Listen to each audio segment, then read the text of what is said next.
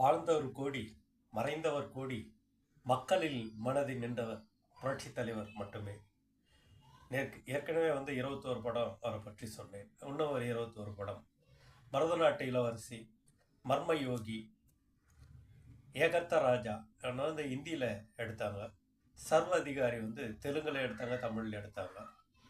அந்தமான் கைதி, என் தங்கை, குமரி, ஜெனோவா, நாம், பணக்காரி, கூண்டுக்கிளி, மலைக்கல்லன், குலேபகாவலி, அல்லிபாபாவும் 40 திருடர்களும், மகாதேவி, புதுமை பித்தன், மதுரை வீரன், தாய்க்கு பின்தாரம், சக்கரவர்த்தி திருமகன் போன்ற படங்களில் புரட்சித் தலைவர்கள் அவர்கள் நடித்து மக்கள் மனதில் இடம்பெற்றது தான்.